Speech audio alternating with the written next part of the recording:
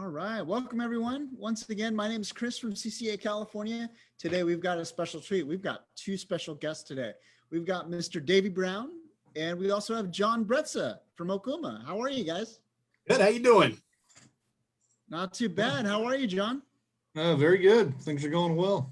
Excellent. Excellent. Thanks for joining us here today.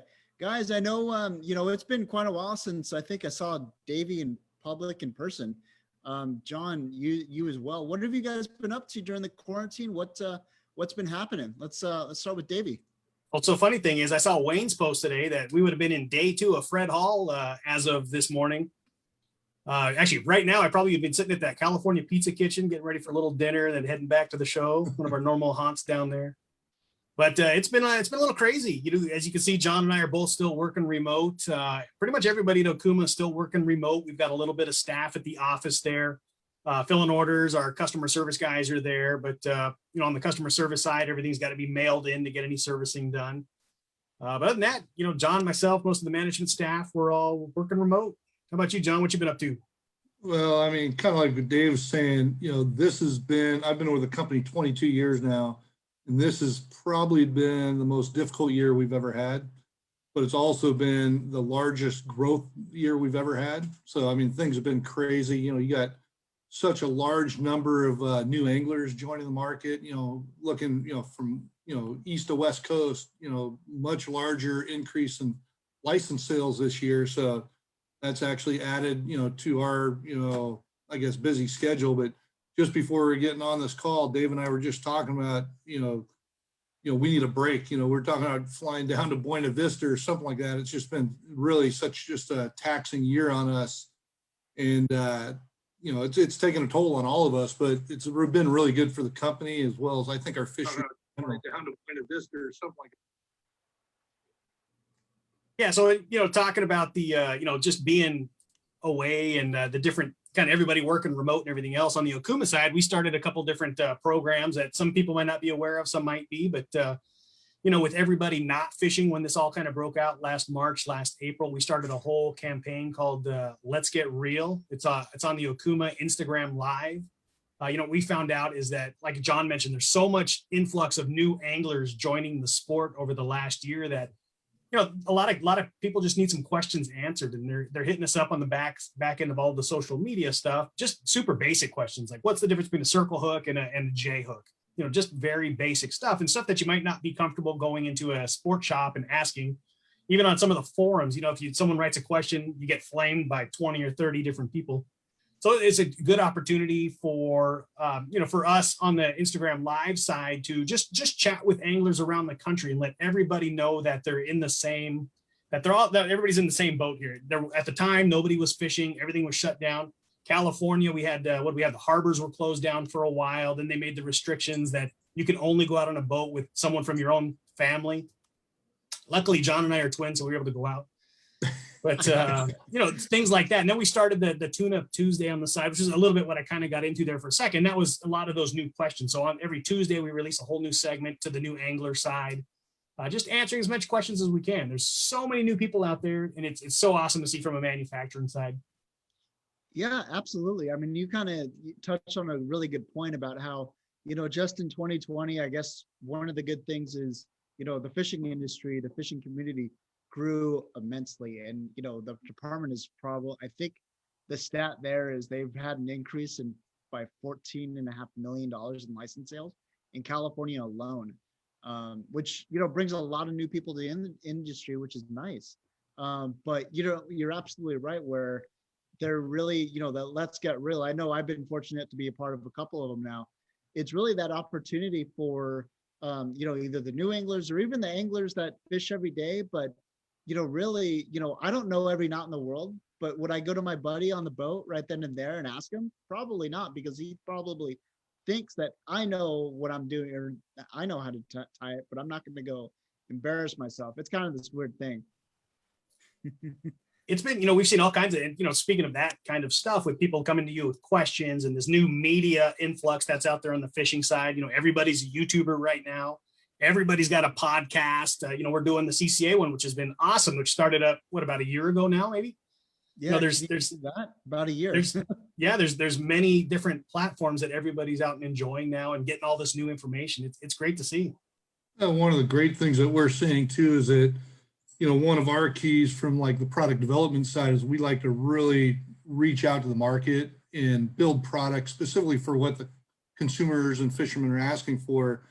And with what a lot of the stuff Dave's doing right now is that you're getting a lot more engagement with the actual fishermen, during this COVID time through social media, which is really nice to see. Yeah. Let's check in the comments here. Todd from TB Metal Art is checking in. Hey guys, how are you, Todd? What's going on? Charlie King says he loves the Let's Get Real show. Hi, Charlie. Excellent. Jim Hendricks. Hi, Dave John. How are you, Jim? Hi, Jim. Good to see you, Jim. Sean is asking, is that podcast from Fisherman's Landing? Sean, we're virtual. We're all from each one of our houses, but I know the Let's Get Real the segment is pretty much the same thing, right? It's in the studio. It's at Casa de Brown. It's right here in Yorba Linda, California. You're looking at it. Yeah. I mean, thank God for Facebook and Instagram and all these platforms that, I know, Davey, you've had, people not only like me in Southern California, but you've had people from almost all over the world, right? We have, yeah. We get, in checking in, we get all of our people from Argentina and Spain and Germany and all over Europe. It's been fantastic. But, like the reason we started that was kind of everybody in the country was in the same boat, right? Everybody was home. So whether you're a fisherman in Florida or in, Florida's probably a bad example because they do whatever they want, but if you're a fisherman in Florida or in Minnesota or anywhere else, everybody was kind of stuck. So it was a good opportunity to let people know that just, it was real easy to get down on yourself during this whole thing, right? You're sitting at home, you're in a little pity party. Maybe you got furloughed, maybe you got laid off. It's a good opportunity to let everybody know that you're not alone. All of us anglers in this community are together. Absolutely. Wayne's checking in. How are you, Wayne? He says, hi, Hi, all Wayne. you celebrities. Do the fist bump it, Wayne. Come on, just like Fred Hall. Yeah. Yeah, no kidding. You kind of mentioned something right now this week. I mean, normally today is what, Thursday? This is the second day of Fred Hall normally. It's crazy. It's nuts. Right now we'd be running around booth to booth trying to find up all those good specials. Yeah, Uh-huh. absolutely. It's probably a good thing we're not doing Fred Hall right now, because every manufacturer in the fishing industry right now, I think, is scrambling for product. Anybody that gets an opportunity to go fish off Long Beach, those container ships are just stacked up, left and right. And it's a reality right now. It's just, the fact of trying to get product into the country right now. That's for everybody in our industry. John, fill them in on the lead time right now. It's nuts. Yeah, usually, my job, I work directly with the factory, and, I'm struggling right now because I'm used to being at the factory 4 times a year. So, for the last, I guess, year and a half, everything's been doing remote, just like this, through Zoom calls. And, it's not necessarily our factory, but we rely on a network of suppliers, for, guides, reel seats, maybe the machining of screws and drag washers, and, lead time that might have been 90 days for production, is, 6 to 8 months right now, so it's extremely backed up. And then on top of that, it's just the biggest issue is just trying to arrange containers right now. If anybody that sees the news, that's a big topic right now for all industry. Like John just mentioned, if we order some rods right now, if we're running low on some stock, the new PCH rods, if we run out of that stock right now, 6 to 8 months, you're talking September, October before those rods arrive. So don't be surprised, your local retailers, when you see some empty shelves. It's not like we're, as manufacturers, all of us are holding any product back just because we just don't have it.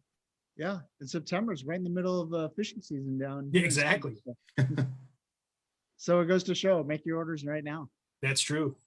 Arnie's checking in. He says, "What's up, gentlemen? How are you?" Carrie Sherwood Costa is in the house. How are you, Carrie?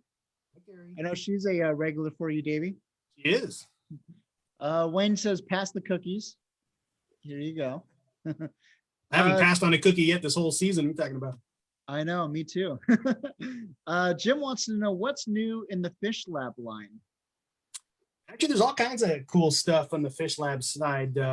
it'd be awesome if Mike was here with us, but this, kind of going forward. So like for iCast this year, there's not a ton of introductions for any of the brands. And for those of you guys that don't know, Okuma is the parent brand out of the 3 brands. So there's Okuma, the parent brand. Then there's Soft Steel USA. John's got one of the hats on there, and that's our line manufacturing side of the company. And then Fish Lab is our bait side of the company. So on Fish Lab side, we actually just received all of our new saltwater baits. These are like top water poppers. We're talking, with all the bluefin around, I happen to have with all the bluefin around. I mean, this stuff is phenomenal. Like that's one of the new scrum poppers right there. These are big poppers that throw a lot of water. They're actually silent. So there's no rattle in there at all, but they just throw gigantic water, and they're super long casting. Just phenomenal baits. But there's a whole bunch of there's all kinds of new stick baits on the saltwater side that just came out. Some of the new wake baits that we introduced at last year's iCast are now in stock. You'll see those at the local retailers. It's called the BioShad wake bait. Phenomenal baits. And of course, all the stuff that I like to do, like the little bio minnows. Love to tie those things on the A-rigs and just get crazy. Hey, Dave, I saw you had your little box of toys there, but I had some notes for some Fish Lab stuff. But one of my favorite baits that we introduced this last iCast that we just started shipping here about a month ago is the flanker.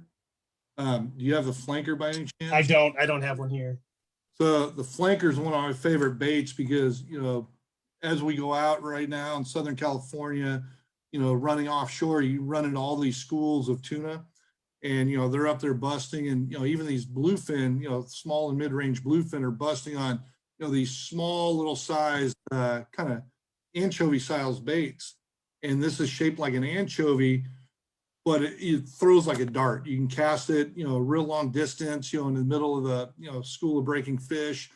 We caught tuna, we caught yellowtail, but it's great, Catalina, the 3 Bs, bass, barracuda, bonita, but that's actually been one of my favorite baits on the offshore line. It's pretty cool because we're hearing all these big schools of tuna down off of Colonet. They're moving their way up in this cold water, and they're chasing this bait, plentiful bait around, hopefully that's some small bait, with that, when they're keyed in on that, this fishing is awesome. We're excited. And, Yeah. Oh, go ahead. No, go for it, John. I was gonna say another key bait, from the little promotion you put on with Dave and I, both gonna be on the show, Dave and I both have very similar likes, where we like inshore fishing. We fish from kayaks, we'll fish from the boats inshore. And, one of the baits I've had a lot of success with, and Dave just had recent success with on one of his trips, is the Guppy blade bait. And this has worked really well for, spotties and sand bass. We've been fishing the harbor. I fish with my son quite a bit from a Hobie kayak. And I think Dave's got one right there, but he just had a big trip where he nailed them as well on the freshwater side. That would be kind of right up Jim's alley. Well, these little dudes, these little Guppy blade baits, they're, what are they, 1/2 ounce, 3/4 ounce, and like 1 1/4 ounce or something like that. Yeah. They're super light, but it's really hard to tell on Zoom, but these things are really, really wide body. You can kind of see that fat belly there. When you're working these things, so I was up at Pyramid Lake up in Nevada, and we were chasing these giant cutthroat trout. We just said, let's go throw these things. It could be a lot of fun, but casting towards the shore, just like your bass fishing, casting towards shore and then slowly working that bait up. It gets that hard wiggle up, and then it slides its way down, kind of swims, work its way up. You got that big wiggle coming up, and then just works its way down. And they were just getting hammered. It was like bass fishing up there. It was so crazy on those big cutthroats. So much fun. That's awesome. Yeah, so anyway, like John was just mentioning, take these things to the harbor and throw those things in and around the pilings and the docks and do the just exact same technique. Spotties go absolutely nuts on these things. They're pretty fun. I like spotties. Yeah, that's a good point there. Wayne says, I need some of those poppers. Me too, Wayne. Me too. He loves it when they call him Big Popper. Yeah. William Davis is in the house. How are you, William? From William. Unreal. He says, what stores are carrying the poppers right now?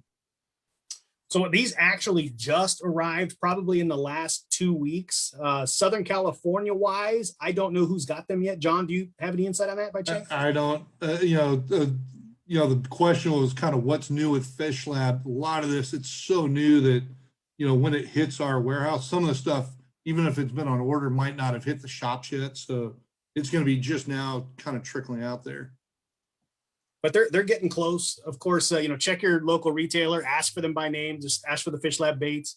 but all your Southern California shops are going to have it, especially as the bluefins start rolling in. Of course, you know, you can find them on fishlabtackle.com. That's the Fish Lab website. Go through there, you can check out the sizes, check out the colors, you know, take a screenshot of that and bring it to your local retailer, and, you know, always support your local retailers. That's always the key, especially right now. Speaking of which, I am placing my order right now, actually. Nice. Hit that send button. Yeah. And, you know, one thing to add is that, you know, Dave mentioned, you know, Fish Lab, you know, and lures.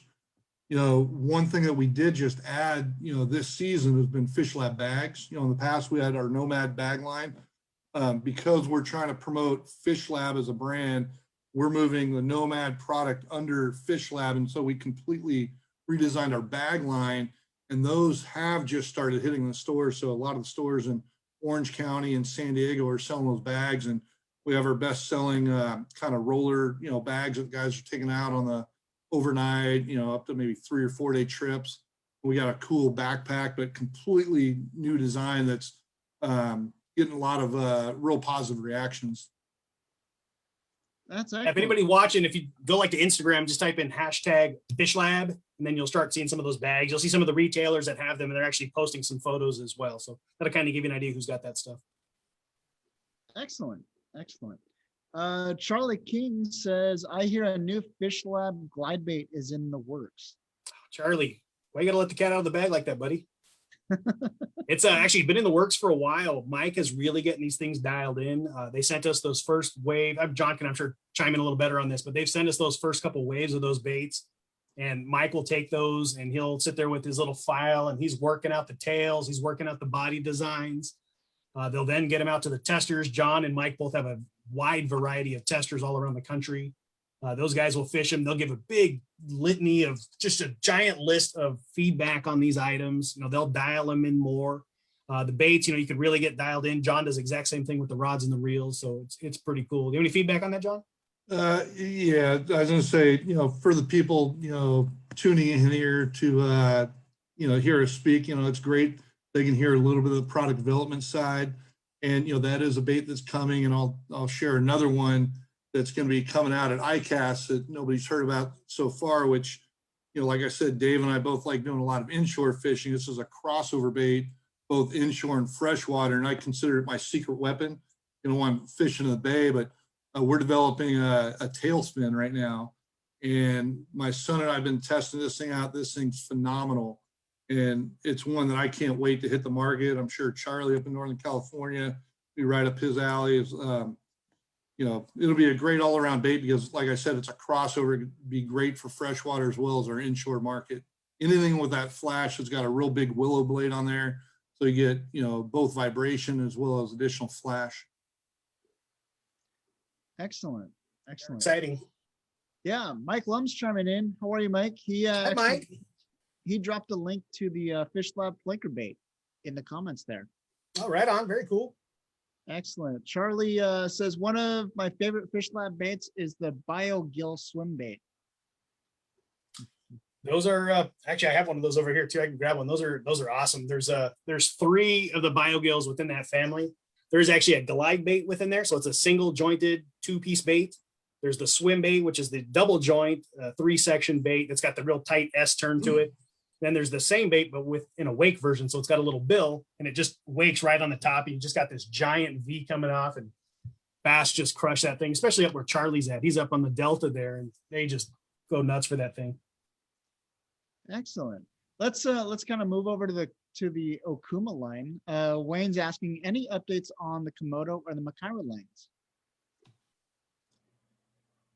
Komodo and Makaira, you know, as it is right now, not any changes. We, with the exception of one of our most popular sizes, a 15T, which was one of the most recent sizes.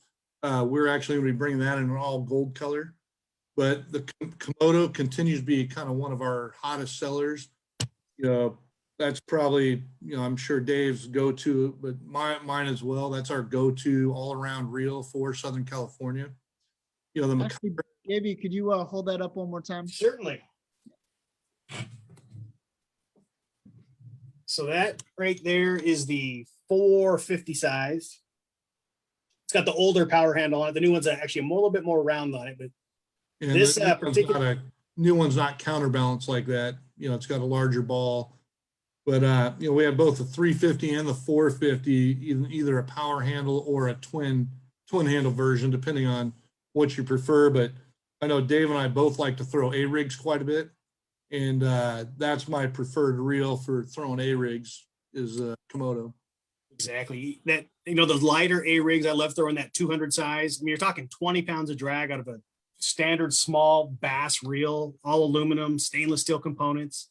Then that 350, you know, that's for a long time. That's what John, before the 450 came out, that's what John and I would fish for that local bluefin tuna when that stuff first started moving in that 40, 50 pound range.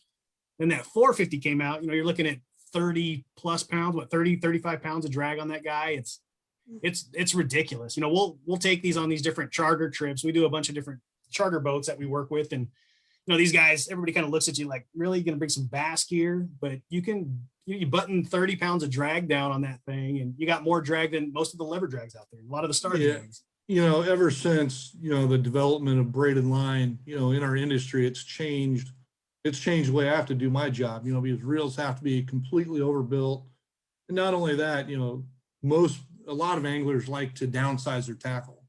So this is a perfect opportunity with these reels. And, you know, Dave mentioned the 350 and the 450, but then we also made a 200 size, which is what I use when I'm fishing in the bays.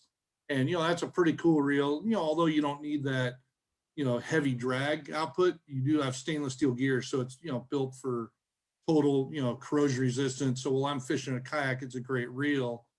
With those larger size reels, you know, one of the things that we run into, you know, everybody's trying to push the limits. You know, guys are taking them out wahoo fishing, you know, big tuna fishing. One of the boats we work with down in Puerto Vallarta, Marlo Sport Fishing, they contacted me a couple weeks ago and they said, you know, I'm looking for a reel that can hold up consistently to like 150 pound tuna. And I was like, okay, you know, Macaira is a good looking reel. You know, that's one you might want to look into. They're like, well, we've been fishing the Komodo, like 110, 120 pound, you know, tuna. And, you know, for the individual angler, you know, as a consumer, it's great to go out there, catch those fish occasionally, but a charter boat, try to do that on a regular basis, day in and day out. And I don't care what brand manufacturer you're looking at, you know, there's no bait cast reel that's going to hold up to that use on day in and day out. But at the same time, is a pretty good testimonial as to how well that product's holding up down there. For sure. And, you know, one of the questions that we see quite a bit on all the Southern California forums and all the Facebook forums is, you know, what's your go-to, or what iron reel should I look at? And every time I chime in, it's like Komodo, dude, the Komodo 450, you know, get that 7.1 gear ratio is phenomenal. I mean, it's got the traveling line guide. So every time you cast, the line guide actually stays with your line and doesn't stay static. So you can cast those things an absolute mile and you don't have any kind of overturn on your line as you're trying to crank it back in. And then that high speed, you know, that 7-1 gear ratio, even the slower gear ratios are just perfect. Just get that nice slow grind on that iron. You don't have to work it too fast. You don't have to try to work it too slow. I mean, those things are nuts. And then with that, you know, any kind of hook set on it, tie that thing onto a PCH inshore rod and you're set. They're nuts. Yeah, with the drag pressure, 25 and 30 pounds of drag, pretty much your only limitation then is going to be, you know, line capacity, you know, whether you get spooled or not. Everybody knows, you know, Jeff Mariani down at Cedro Island. He's been fishing those Komodos from our original versions of Komodo. And, you know, those guys are fishing, you know, monster yellowtail and just giant calico bass day in and day out down there. And, you know, they're just phenomenal reels. Check them out if you haven't seen them. That's absolutely true. I know I've got the Komodo 471, which is absolutely bulletproof. It's awesome. I use it almost for everything too. Carrie says, love that the line guide travels. Absolutely. We used to travel too a long time ago. Actually, that's a great call out, you know, mention right there, because that is one of the things that separates the Komodo, you know, over, you know, a couple other major reels out there on the market, is that it does travel. And as your reel starts getting larger in size, you know, if your line's stuck on one side and the level line's on another, you know, that's going to create a large angle. So that does make that reel a lot stronger. And then also it's not constantly engaging and disengaging. That level line's always engaged. Because everybody knows the one move that anybody that casts a lot of bait casters is you make that long cast, you look down and you see where your line is, and you do the big rod raise to kind of get it evened out again. You don't have to do it. It's awesome. We've all been there before. Totally. Usually this when is- John does it though, he does this and then you see him turn around kind of backwards. Does this for a few minutes, trying to straighten I out. say, when Dave goes out saltwater fishing, he always does a fly fishing vest with a retractable scissors and cut all the bird's nests out. Easier that way. Oh my gosh, you guys are too much. James asking, do the Makaira 2-speed reels still have the multi-year warranties?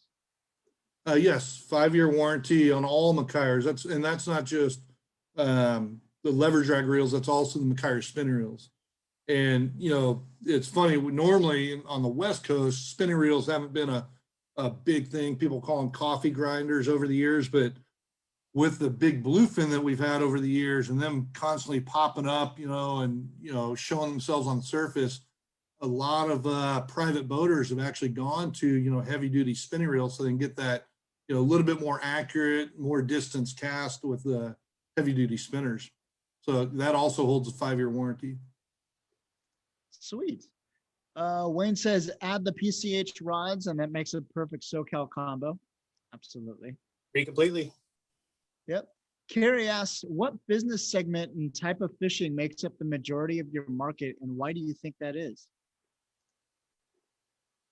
We get asked that question all the time, and it's a very difficult, question to answer because it's different all over the country.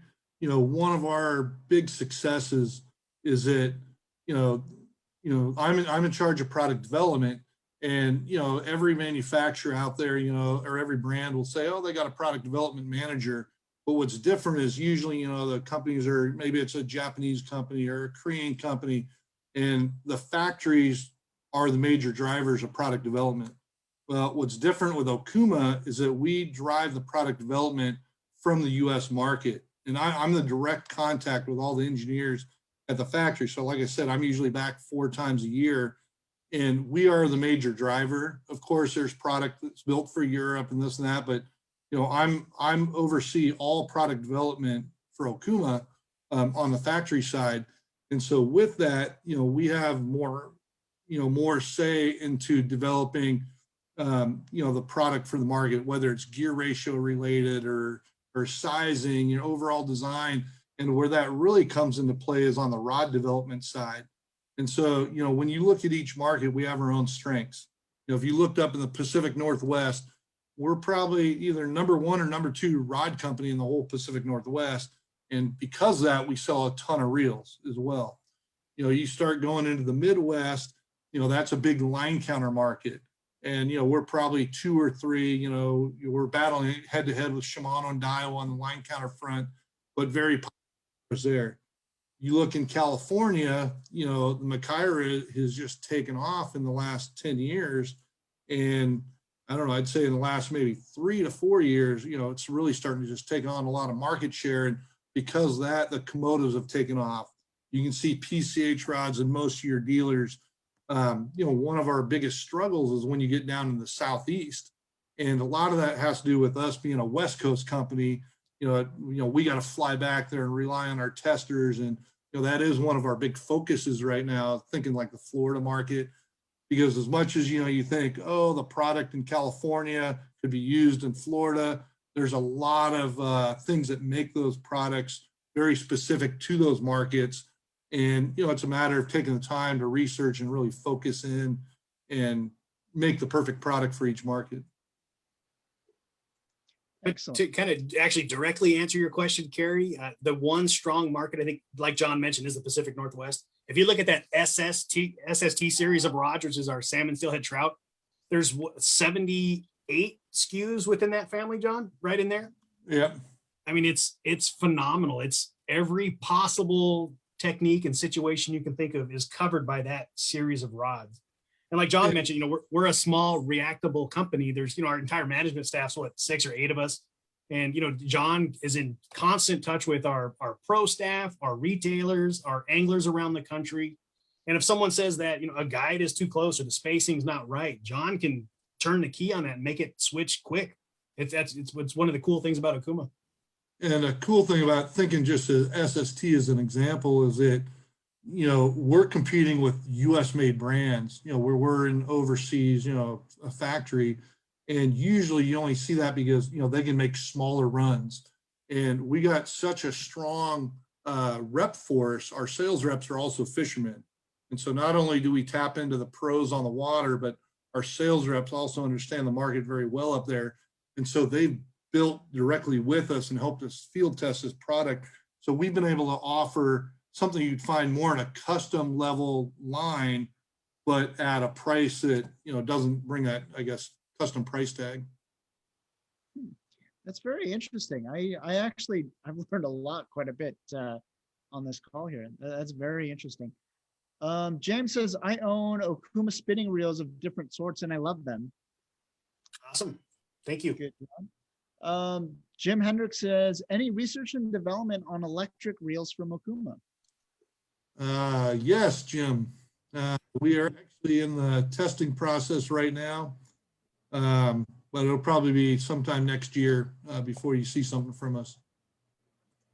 Excellent. It's something we get asked for a lot, so it's an exciting project.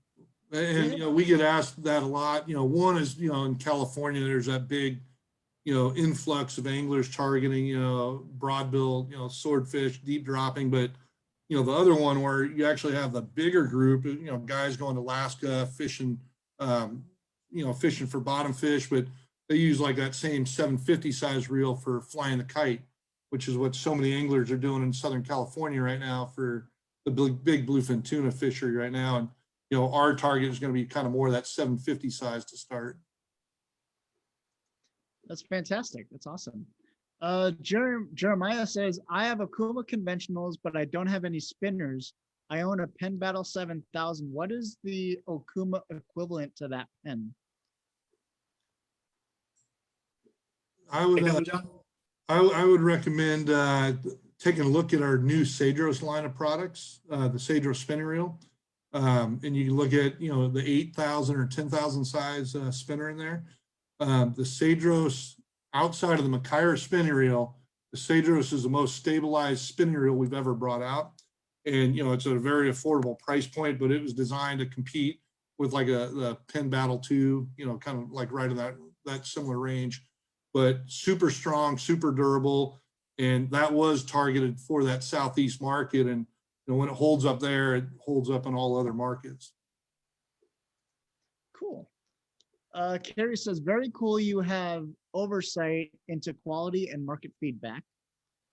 Absolutely. Raymond says, what would you guys consider the Okuma equivalent to a Pen Fathom 25 level wind?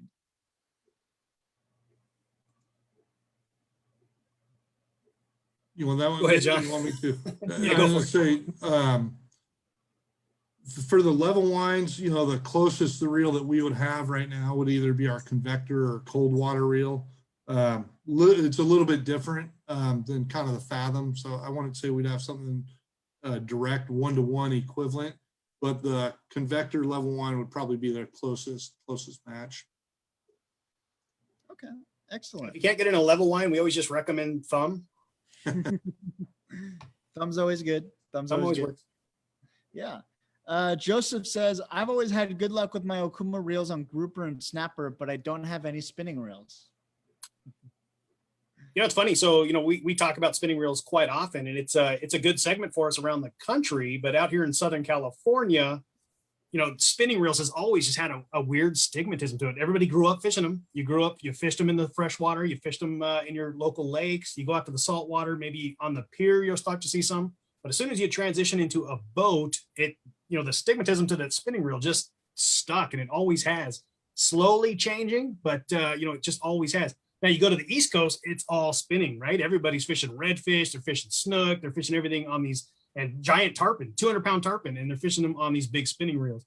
Okuma and the stuff that John's worked on, he talked about the Cedro spinning reel, the Machaira spinning reel, the Azor spinning reel. There's, we're probably still one of the largest spinning reel manufacturers in the world. We have such a breadth of spinning reels, but the stuff for Southern California saltwater, he sounds like he's a snapper and grouper guy, so he's probably back east. But our range of spinning reels is so fantastic. It's absolutely incredible. Stuff like the Avenger bait feeder. It's been around for 18 years, 20 years maybe, but in various generations. It's just some of the stuff is just really stuck. It's awesome, and it's good to see the change out here in Southern California. The spinning reel is so much easier. It's more angler friendly for new anglers, especially. Open the bail, hold the line, and cast. You don't have to worry about the backlash. You don't have to worry about any kind of thumb pressure like we were just talking about. You just cast, set the hook, and wind. So it's nice to see the change. Go ahead, John. I was just going to add to that, there's been a ton of changes, like I said, because of braided line over the years. The technology in spinning reels has dramatically improved, not just from Okuma, but from all of our competition as well. Everybody's building a good reel right now. And so I think you are starting to see, more and more spinners, being, introduced into the market. It's more accepted. And, one of the questions earlier was, what segment of the market, do you see Okuma? If you're out in California, everybody's going to know Makaira, Tesoro, Komodos, PCH rods. But, in reality, the major part of our business is spinning reels. And, both fresh and saltwater. That is a bulk of the market. And, one thing to add to that, thinking, if you're a Southern California fisherman, our fishing's so live bait oriented. And one of our best selling products is a bait feeder. And so you can fish at very similar to, a star drag or lever drag reel, where you just flip it into free spool mode and you let that bait run out. One of my product testers, a lot of guys know Dave Hansen. This guy, his favorite reel is an Avenger bait feeder 40 when he takes guys calico bass fishing. Is a lot of times he's taking people that are fairly new to the sport or not the best anglers. You put that reel in their hand, the bait runs out, you tell them turn the handle, set the hook, and all you do is reel. So especially for introducing kids to the market, it's a great tool. Yeah, absolutely. It's always funny. We talk about it, but then, the whole, I guess, stigma, that's the word that we've been using over these spinning reels. It's so interesting because it's like you're kind of not looked down upon, but it's like, it's like the left-hander in baseball, it's like that weird guy that you always give him a bunch of crap, but just for being left-handed. Yep. And something to add on the spinning reels too is that Okuma just this last year kind of brought out a game changer, more on the freshwater side. So for those trout anglers out there or guys ice fishing, but we took our bait feeder and made a 500 or 1,000 size. It's the smallest bait feeder in the industry. So like these pay lakes out in California, anybody fishing dough bait, I mean that's actually one of the hottest introductions we had at last ICAST show. It's to add on that trout thing, it's something that I've done some videos on. It's actually really cool, and it's not something that's done. It's like almost a secret still. But for those of you that don't know what a bait feeder reel is, you have your regular spinning reel, but on the back of it, there's actually a little lever that you pop open, and your line almost freely comes off. It's still engaged, but the spool turns almost free. Your line comes out with no tension, and all you have to do is you crank it back in, and then you're back to your full drag. Now on the trout side, like you're fishing dough baits, you cast it out there. You have your sliding sinker set up, your dough bait, and most people put a little bit of slack and they'll hang like a bobber down or something. And as soon as that trout feels any kind of tension, they'll usually spit it. They'll bite it, they'll feel it, and they'll spit it. And that's you're going to lose a lot of bites. You'll see some bites, you'll lose a lot of bites. But on that bait feeder, when you can do basically the same setup, you click that open. Now that trout will actually bite that dough bait or whatever bait you happen to be using, and it'll run, and it's freely coming off. It's not feeling any tension. Your line starts twitching. You set that thing in gear and you're fishing. It's pretty cool. That's the Avenger bait feeder 500 and the Samar 500 are both that little compact size. And we're talking compact. And these little dudes they're like hand palm size. Interesting. That's very cool. That's awesome. MB says, hi, John, Matt from 702 Las Vegas. Love the Makaira 15 and 16. See you and Xander soon for some fishing. Nice. William Davis says, are spinning reel handles changeable for right or left-handed anglers?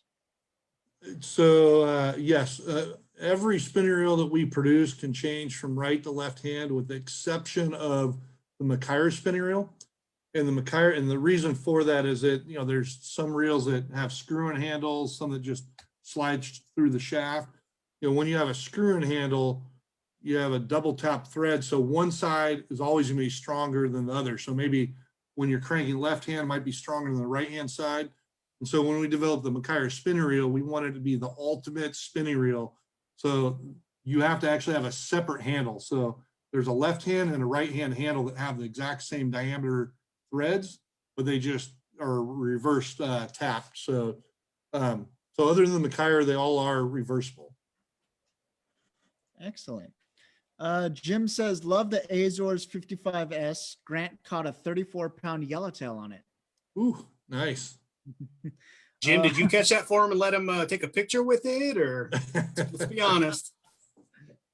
Oh my goodness. Wayne says, I keep trying to convert Chris to spinning. Yeah, it's true. James says the bait feeder on the Avenger works on catfish too. Yeah, for sure. Wayne also says that it's a great secret for white sea bass as well. The bait feeder? Yeah, I believe so. Yeah, you know, they're the same kind of deal. They come up and they like to mouth those baits. So when they don't feel any tension, let that thing run. All you're doing is you're not doing anything. All you're doing is you're just turning the handle and that thing clicks back into your full drag. And if you're fishing a circle hook, you're going to get that corner of the mouth hook every time. You know, and to answer Wayne's question about getting Chris to fish that spinning reel, you know, we've got him out on a couple of saltwater trips. And then there's also for the right and the left-handed guy that asked that question. So when we take Chris out for him to switch sides, really all he does is he turns it upside down. So now he can actually just, you know, fish it. Oh my gosh, Davey Brown, you know, as much as Dave laughs at that, that's a great thing about Tune Up Tuesdays, is I can't tell you how many times, you know, if I'm by a pier with the ocean or lake, I walk around, you know, one is to see how many Okumas I find, but I see guys all the time with the upside down spinning reel. It happens. Yep. As long as they're fishing, that's all that matters, man. Get out there on the water. True. Very true. Very true. Michael, Unless it's Chris, then we can make fun of him. Yeah. Yeah. Well, you can make fun of me for different reasons too. Mike Lum says they are also a perfect reel for downriggers as well. You know, you don't see a lot of spinning reels in the downrigger. I agree completely, just because you can, you know, once that thing's bit and you're going to, especially on the bait feeder side, you know, it's going to get bit. You can run, you can turn your handle and just drop it straight down. You don't have to worry about any backlashing or manning that conventional reel. But not a lot of people do it. The people that do it love it. I see it more up on the Delta, the guys that are trolling for striper. But yeah, it's a little function a lot of people don't know about or don't do. You would think up in Northern California, some of those kokanee guys would take a look and tap into that. Yeah. Excellent. Well, I know we've talked Fish Lab. We talked a little bit about Okuma. Let's talk a little bit about soft steel. I know you guys have a lot of exciting stuff. I know, you know, every time we have a Day on the Bay event with CCA, usually all of our anglers are getting soft steel in their bags too, which, you know, you've been super generous to CCA, but tell us a little bit about soft steel. Soft Steel is an awesome Southern California brand. We acquired it from Tony Garza. A lot of people know Tony Garza. He's a local long range legend. He's been in this market here forever. He actually lives right down the street from me, which is kind of funny. But you know, he fishes those 16-day trips, the 14-day, the 16-day, the real long big fish trips. And he's been dialed into that long range fishery forever. He acquired Soft Steel 20 years ago, and he's been marketing it to just basically to Southern California. He's been on our product testing and pro staff program for many, many years. John's worked with him forever. You know, we acquired it, I guess, 2 iCasts ago. So 2019, I guess that would be. And as soon as we got it, we wanted to expand Soft Steel to a broad audience. We added some braid into the system, which wasn't there prior. He was known for his big saltwater diameters and all the other monofilaments. So within that, we added some fluorocarbon. He used to have his invisible fluorocarbon, which is phenomenal fluorocarbon. When we acquired it, we wanted something different. We worked with Tony, worked with some factories, worked with all of our pro staffers, and we introduced that invisible, the stretchable fluorocarbon. That's what I'm trying to get out. But this stuff it's awesome. It's super unique. There was one or two other ones on the market previously that aren't around anymore. But what's unique about this is it's got stretch. It's got the stretchable properties of monofilament, but it's still a 100% fluorocarbon line. You know, the problem with regular fluorocarbon is knot strength. You can't really cinch down a knot completely. With this stretchable stuff, you can actually, you know, the line as it stretches, you can really cinch down that knot. You know, some of the other cool stuff on that's going to be your abrasion resistance. It's still got the 100% abrasion resistance of fluorocarbon, and then shock absorption. So like I just showed you that iron setup. Most of us in Southern California were using some form of leader, either short, like a rod length, 6 to 7 feet, or, you know, 10 feet, 10 yards, 25 yards. But that shock absorption, like when you're fishing iron and these big yellowtail are coming through, or tuna, or wherever you happen to be doing, is when those fish hit, a lot of times you're gonna rip right out of that fish's mouth, or you're not gonna get that hook to stick. But with that little bit of stretch to it, you can actually get that hook to set quite a bit more. So you get more hookups, you get a better knot strength. Anything to add to that, John? No, I was just gonna say that, you know, for all my fishing, I've gone away from mono leaders and all to the stretch fluoro because of the improved knot strength, but that shock absorber, you know, there's no reason to fish a mono leader anymore, because, you know, the fluoro gives you all those same advantages and gets rid of any disadvantage that you had from mono. Yeah, exactly, John. It almost seems like it's the best of both worlds. You get that stretch that, you know, mono usually provides, but then also the abrasion also with fluorocarbon. For sure. There's a couple new additions we're going to be adding at this year's iCast. Can't totally talk about them yet, but you know, keep an eye out for those. As soon as those are starting to be available, of course, we'll release them via the socials. But you know, it's been a fun product, and it's a cool addition for Okuma to have in our lineup. We're excited about it. Excellent, excellent. Well, sticking with, you know, Southern California, since we're kind of all here, you know, a friend of mine actually asked me this the other day, where if you could only bring 4 different setups on a sport boat with all of the, I guess let's just call it diversity of the species that we have here in Southern California, which 4 setups are you typically bringing? We'll start with John. You know, if we're thinking Southern California and, you know, not long range, you know, I'm going to take the PCH inshore rod, mounted up with a Komodo 350. So I would take a 350 and a 450 Komodo, both on PCH rods, probably one in 8H, the other XH. But when you look at the PCH rods, a lot of guys might not know the inshore.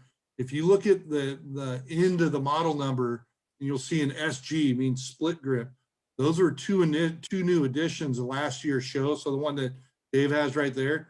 So all the other inshore rods were a full grip. These are split grip. All right, Dave, one more time. And on these split grip models, they're a little bit more, instead of a fast, it's more of a moderate fast taper. So it's a little bit lighter tip, softer. And so great for white sea bass, great for throwing A-rigs. So that would be 2 of my setups. And then the other one would be Tesoro 5, which is one of my favorite when it comes to live baiting. I'd mount that on a PCH 8-foot medium heavy rod. And, you know, the 8-foot rod allows you to get a little bit more casting distance. And then, you know, as much as everybody thinks McKyer, I'm thinking Southern California fishing. You know, I'm going to stick with the Tesoro 10 for my other reel and put that on an 8-foot heavy action rod. And really all those 4, that's all I need for Southern California fishing, from, you know, white sea bass, yellowtail to local size tuna. Of course, I'm not chasing those 200-pound bluefin with that, but, you know, anything else in our waters, I'm going to be able to handle those setups. Excellent. Davey, your turn. Clearly, John's overcompensating with those 8-foot rods. I don't know what the heck's going on there. But I agree 100% on the Komodos. That 350 and 450 is always in my arsenal. I mean, anything from live bait to throwing iron to throwing plastics to throwing crankbaits. If you're at Catalina, you know, whatever you want to do, those things are phenomenal. The other two in my set are going to be a Tesoro. I'll bring a Tesoro, like a 10 or a 12, either one of the two. That's our star drag reel. Anything from a dropper loop to dropping back live bait to casting iron, and I'll mount that usually to that 7.6 a heavy. I know John likes the medium heavy rods. I usually go with a little bit heavier. I like the heavy rods. And then my third one, I'll usually bring a Kavala, the Kavala 5 or the Kavala 12. I like that lever drag action. You never know what we're going to come across in California right now, right? Those big bluefin popped up on the backside of Catalina. You just never know. I love that setup. Even I'll usually on that Kavala, I'll usually bring the 5, but I have the 12, and I'll set that as a dropper loop. It's usually my designated dropper loop setup. If the fish are down below and we're fishing live bait, squid or sardine or anything else, I'll just get that thing going down there. That Tesoro, usually I'm gonna fish it fly line, so I'll get that going with a nice circle hook on it, and good to go. That's my 4 setups. Excellent. Sounds good. Wayne has kind of a similar question. If you're going to Cedros and only get to take 1 spinning and 1 conventional combos, which combos do you pick? And what line do you put on the reels? So I was lucky enough to do that Cedro trip a couple years ago with Jeff Mariani. It was a kayak only trip, so we didn't do any of the Ponga stuff. But if I'm doing the same trip on the kayak, I'm definitely bringing the Komodos, and probably only the Komodos. So I'll bring probably for that trip 2 Komodo 350s and probably 2 matching rods, probably in that 8-foot on the inshore rods. Probably a medium, heavy, and a heavy. The heavy I'll tie on iron, and that medium heavy I'll use for my my plastics or any kind of live bait that we might have. And as far as line goes, I'll probably spool them both with 65-pound braid. Yeah, Excellent. I fish down there as well. Jeff's actually one of my product testers, and so I fished down there with Morgan from Hobie and Jeff and those guys, and had a phenomenal time. But my picks would be the same, but Dave's never getting that 8-foot rod on that little airplane down there to get it down to Cedros. But Stick it out a window. that would be the ultimate setup if you can get it down there. Excellent, man. Well, I mean, since John and both Davey actually brought it up, I'll ask, what about the A-rig? I know Davey and actually both of you guys love fishing the A-rig. What do you guys typically, how are you rigging it up? I know Fish Lab's involved. Show us your secrets, man. So I love the A-rig, and I actually fish it a lot. I spend a lot of time in the harbors on the kayak. It's one of my passions is fishing spotties. And I know Chris and I talked about this a lot, but I love throwing the A-rig. It's my, everybody's got a confidence bait. It's my confidence bait. Basically an A-rig is going to be a 5-armed rig, really. I guess there's 2-arm, there's 3-arm, but the 5. For me in Southern California, the key for me is going to be those bladed baits. As you can see the blades hanging off there. That just gives it a whole bunch of extra flash. So you look like instead of your 5 trailer baits, now it looks like you have 4 or 5 more. And then I'll usually, talking about Fish Lab, I'll rig those right up at that little bio minnow. So 5 of those guys, my secret that I like to share is I love to throw the white baits. And I'll tie 5 of those on. If they're not getting bit, I'll do 2 of them in a different color. But those small baits on that bladed A-rig, and I'll throw that. My current setup for that is I have a Komodo 350 with 50-pound braid. I'll usually do a 20-pound leader, not a very long leader, probably 5 feet. And I have that on one of the new EVX, or not the older, the EVX, that 7'10" heavy or extra heavy rod. Phenomenal. It's got a longer butt section, especially from the kayak, because I can actually sit down and I can still get some distance on that cast. And, I'll add to that because that's actually kind of my go-to bait right now as well. But I've got a little different twist to it. So the bait that I think the one that Dave held up there, the A-rig, that looked like a Flash Mob Junior, I believe. Is that right, Dave? It's actually something else, but yeah, similar. All right, so I use a Flash Mob Junior, which is kind of the same setup as that. And, the addition of those willow blades is, in my opinion, super key because, not only do you have the flash of the baits, but then those other willow blades, look, you're trying to simulate a bait school. And there's a lot of A-rigs out there that don't have those added blades. Where Dave is fishing the bio minnow, my choice of bait on there is Matteel. Power bait. Power bait, right? The Matteel, the power bait. The Matteel, and the reason for that is in Southern California, what does everything eat, in the kelp beds is anchovies. The Matteel has the same profile of an anchovy, where the bait that Dave's shown you has a profile more like a sardine, which that works really well, and you'll probably get some big bass. But, elephants eat peanuts, is a saying you hear all the time. And during COVID, I probably had more fishing than I've ever had out at Catalina. And my son and I went out there and, seemed like, multiple days we had 150 to 200 fish days. And it was all on the A-rig. know, my son's pulling up 4 at a time. I think, you know, I can't get more than 3. I haven't been lucky enough, but when he's pulling up 3, 4 at a time, these were like 2 to 3 pound, you know, calicos. And, you know, those are on those smaller, thinner profiles. They see the anchovy come and they go up there, they try to whack it. So, you know, as an alternative to the bait Dave mentioned, the mad eel, you know, has that profile of an anchovy. And that's also what I fish in the bays, is just on a standard jig head or also on a tail or an underspin to get a little flash as well when I'm dropping on pilings. Excellent. Just a few more questions here. Joseph says, is the soft steel available in Florida? It's available. You know, finding it in stores might be a little bit tough. As I had mentioned at the beginning there, it's been a real strong Southern California brand. We're getting out as much as we can. You are finding it out there as far as, you know, big box type retailers. I don't know if anybody would have it. I know Sportsman's Warehouse went pretty much full bore on all of their stores. I don't think there's any of those in Florida. You won't find them at like an Academy or Bass Pro quite yet. But it's definitely getting out there. You know, check your local retailers, ask for it. Of course, you can find it online, softsteelusa.com, you know, Amazon, your standard online type stores as well. Excellent. Friends of Rollo is in the house. What's going on, guys?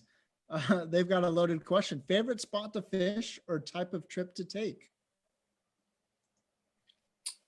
You know, we were just talking about it, man. I love Cedros Island. I love that kayak, just you in the water and big calico bass and that kelp. In fact, Jeff and I had such a cool experience that last time we went and we were fishing yellowtail on the outside, and the other people that were on this trip with us were from Texas, and they were just going crazy, casting, catching fish. But Jeff and I, we were on the backside of the island and we came across this just gigantic kelp bed. We're on the Hobies. We pulled up the drive system, so we were flat bottomed, and Jeff and I just potholed. So we let the wind push us all the way across this whole kelp bed for just miles. And we're just dropping down and we're potholing giant calico bass. For me, I mean, that's just such an awesome experience. I mean, we've all, you know, John's caught giant fish. I've caught giant fish. Chris, you've caught giant fish. But those little experiences where the sun was setting, it's just you in the water, Jeff and I, you know, shooting the crap a little bit, and you're just potholing these calico bass. So what that is all you're doing is a giant mat of kelp, and you're just finding these holes, barely dropping that bait down inside and just getting crushed. I mean, it was such a cool experience. I'm ready to do it again. That is pretty amazing. There's not another place where you're going to go where your average fish, you know, might be 5 pounds for a calico. Oh my gosh, but you both are getting me super excited. Well, guys, I can't believe it's already been an hour, but one question that I've always wanted to ask, any tutorial videos that we can, you know, kind of look online or anything like that? I know, Davey, you've got a channel. I do have a channel in Davy's World Fishing. I always got some new stuff on there as well. But as far as Okuma goes, you know, head over to Okuma Fishing USA on YouTube. We've got hundreds and hundreds of videos on there. Everything from how-tos with John, myself, some of our product testers. The Tune-Up Tuesdays are housed there as well. If you head over to Fish Lab USA on YouTube, there's lots of great how-tos on the bait side, how to do certain riggings, how to fish, everything you can think of, and on soft steel as well. Some great how-tos, but all three of those, great resource for tips and techniques and everything else. And just to add to that, one of the things that, you know, is on our list of things to do, you know, later this year is that we're going to be adding some videos on kind of servicing, maintenance, you know, how to do your own repair on, you know, some of our most popular reels, and you'll be able to find those on the same site. In fact, I think this week's Tune-Up Tuesday was how to lubricate your, it was either the bait cast reel or spinning reel. So there's some good information on there as well, especially in COVID time, right? You're not necessarily able to get to the different shop to maybe get your reel serviced, or as we're all in Southern California here, daylight savings, I think, is this upcoming weekend. So everybody's got fishing on top of their mind and ready to go. But, you know, just some good little key pointers to get your stuff up and running and ready for the season. Awesome, guys. Well, like I said, I can't believe it's already been an hour. There's so much left to talk about, but we'll leave it there. Guys, one more time, how do we get a hold of Okuma? How do we get a hold of you? Where do we go and get geared up for the season?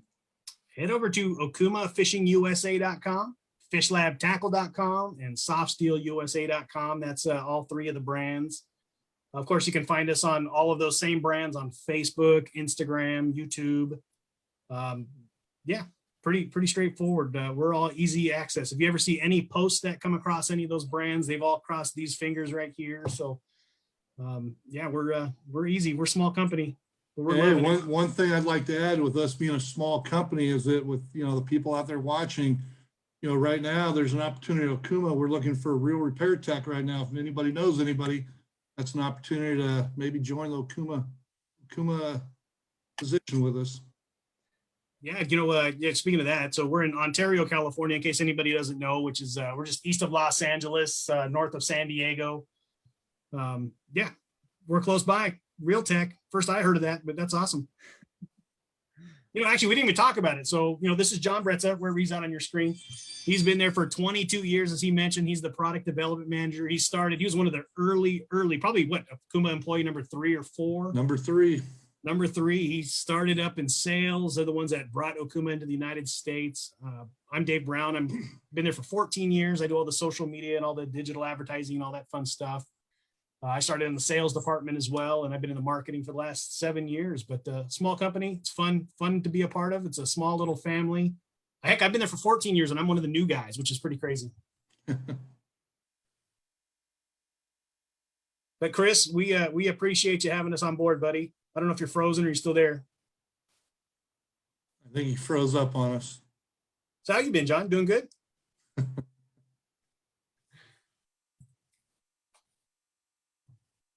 All right, I'm going to tune out. I got to jump on another podcast. If anybody's watching, you want to watch something else, head over to the Angler app. And Angler app, we've got the live feed. It's actually the Science of the Strike tournament series. It's the stage 3. I think we got about 4 more days. You have some opportunity to win one of 5 Helios combos. It's pretty cool. All you got to do is register on that app, catch, I think, 15 fish in 10 days or 15 days, and you got an opportunity to win. It's pretty cool. Chris, you back with us? You live? Yeah, that's a great time for my internet to go out, but Yeah, of course. yeah. Awesome, guys.